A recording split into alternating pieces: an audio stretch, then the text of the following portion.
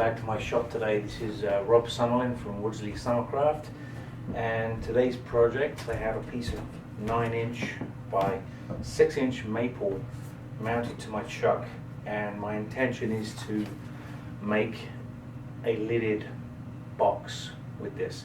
Now the lid I'm going to make out of a different wood, a contrasting wood, and then I'm going to have a small knob on the top of the lid, not a finial. So let's see how this thing comes together. I can actually pull some of this bark off. This is a tree that I cut down in May of 2014. It was a maple tree down by the river. It's the same wood that I made the salad bowl from. Union made salad bowl. Same wood. Okay, so now the bark's off. What I'm going to start doing now is with my bowl gouge is just start to true it up and take this edge off. This is going to be the underside of the bowl right here. So basically I need to form the outside shape of my bowl.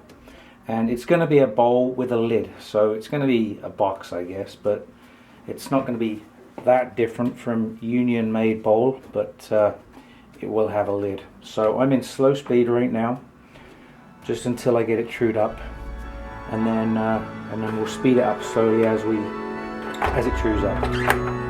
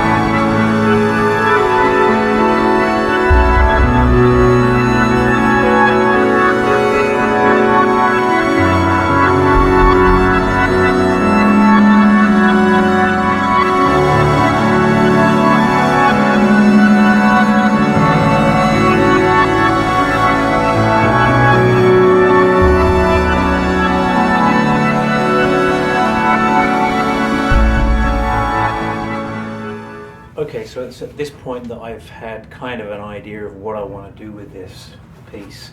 I want to go a little bit more arty than I usually do, and I'm going to apply some texture and some color to this one. Okay, so I'm actually going to put some texture around the rim, and I'm going to have a smaller lid with, I'm not sure if I'm going to go with a finial or just a knob at the moment, but it's going to be a contrasting wood. So okay, so I'm going to start to get my profile and my foot, and then we'll get this thing moving. Okay, so I've measured 1 inch here. This is my foot basically down here. This area here is the widest part of the rim, and then it's going to slope inwards like the drawing, and then this top section is going to be the curvature of the top, and then it'll have a lid, and then I'll have to hollow it out. So I'll position the camera and we can get moving on this.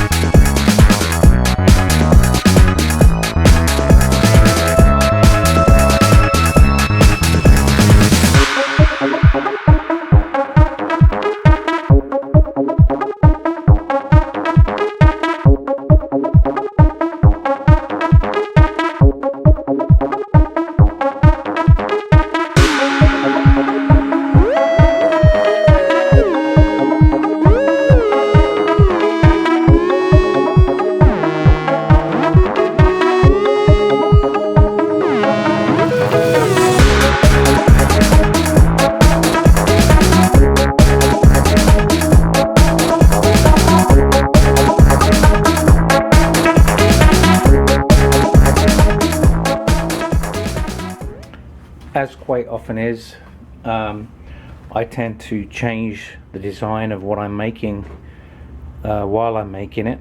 I decided to go with a slight change of rim here. This is where my texture is going to be, and my coloring. This is going to be plain. I may put a couple of burn lines down here in this section here, because I haven't done that in a while. And then on the underside, I'm going to do some texturing in the center here, and there's a couple of score lines there which I'm not going to burn. I'm just going to leave them as they are. So what I'm going to do now is I'm going to put sanding sealer on the entire piece, and then work my way through the grits down to 1500, and then I'm going to put my texturing and a couple of score lines either side. I'm going to do a couple of score lines here and burn that, and then I'm going to put my finish on it. Now it's going to be a Danish oil finish, and then after several coats of Danish oil I'm going to put it back on the lathe, and I'm actually going to use steel wool with some wax to denib it and get that final shine. Okay, so there's several things that I use for sanding sealer. This is actually a Minwax sanding sealer which I purchased. You can also use shellac. Anything to stiffen up the fibers so that you can then sand it down.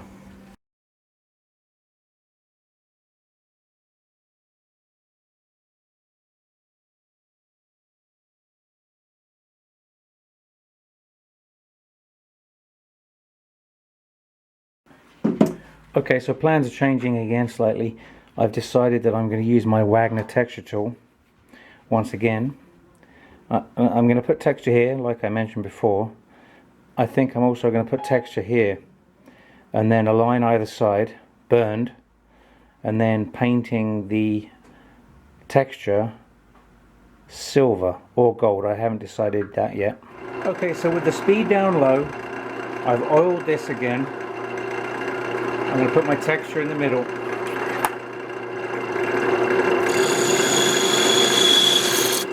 I may even put one here actually. I think I'm going to.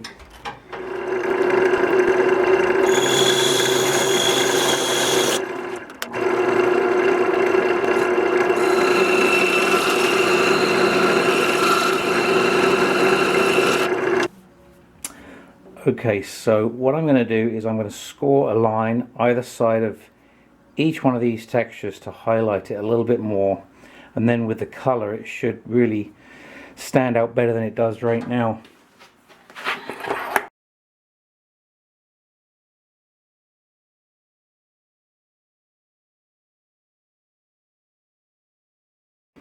Okay, so I'm not sure if you can see that very well, but there's texture here with lines either side of this transition, and then on the base as well.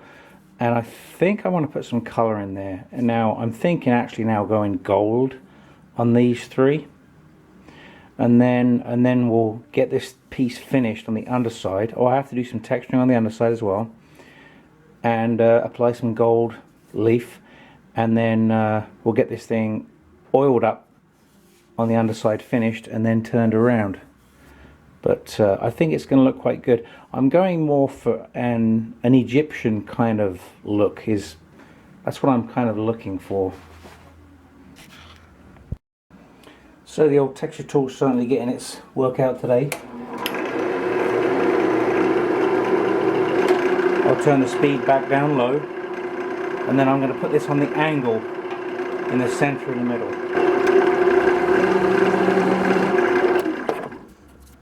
Now I'm going to burnish everything here with shavings.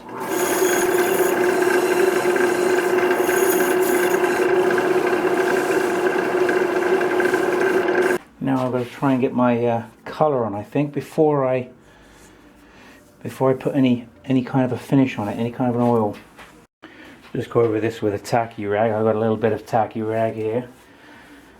Just get any kind of fine particles of dust out of it. And I also want to get some burn lines on this one, so I'm going to do that next.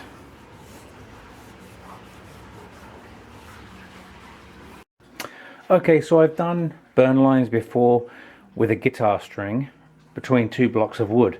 Now this time I'm going to use a copper wire. Now what I've done is I very crudely just took a block of wood, put it through with a dowel rod, twisted it around there, and I've glued it with super glue and just put a squirt of activator on it. And I did that at both ends, so I don't have to touch the wire, which is very crucial when you're doing burn lines. You do not want to get your fingers caught in that wire. So we'll do this on high speed with the copper wire. Should conduct heat and leave a burn line.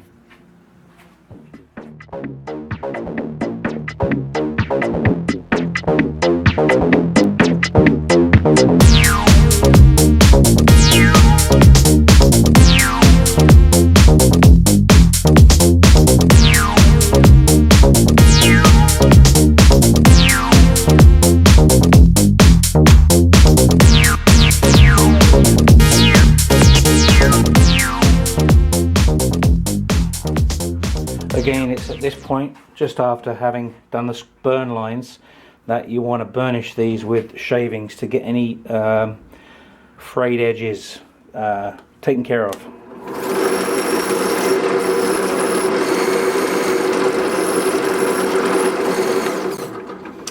Okay, so that's good. Now I'm going to introduce some colour. Okay, so I've got some gold leaf. So what I'm going to do now is introduce that to the textured area.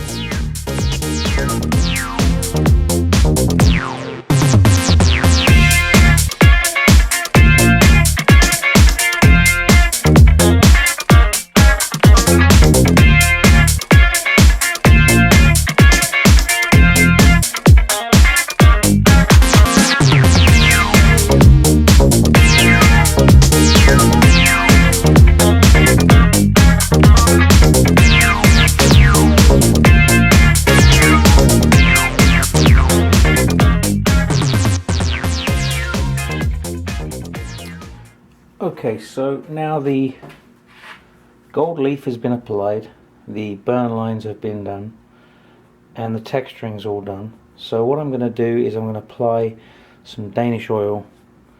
I'm going to be careful not to smudge the paint because I think the paint might move if I get too much Danish oil on it. So I'm going to mostly concentrate on the wood, try not to get it on the paint too much.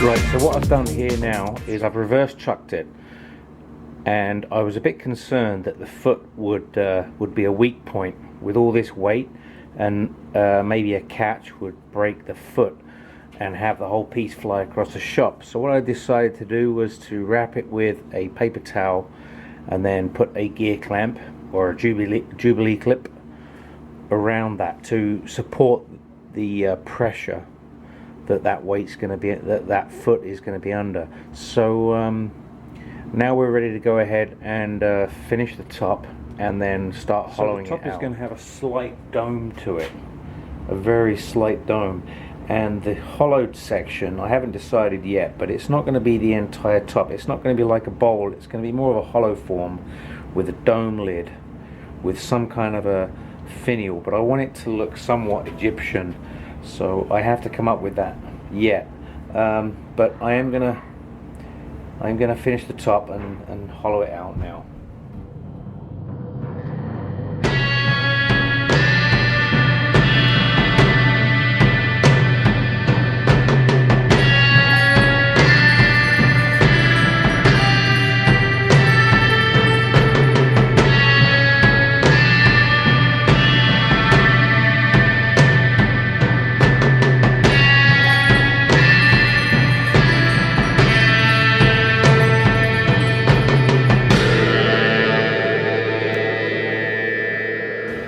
And thank you guys so much for watching. This is going to be a two-part piece. I just didn't think I could fit it all into one video and hold your attention for the whole piece, but don't forget to tune in to part 2. I think you're really going to like it. I'm really excited about this particular project.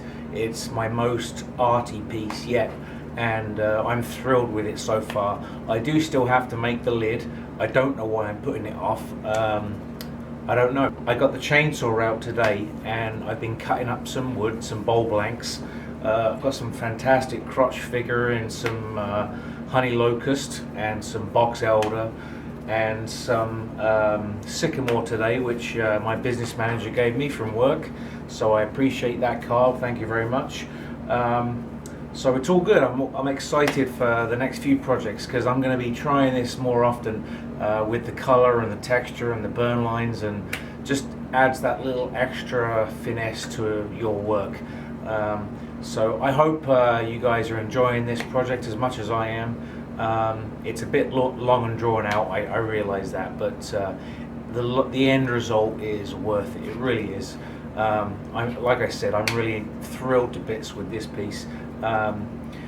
And also thrilled, of course, that I've got so many new subscribers. I really appreciate you guys subscribing to my channel. It's a great journey, and I'm watching a lot of you guys too on your channels. So thanks for tuning in again, and I'll get part 2 uploaded as soon as I can. Take care now.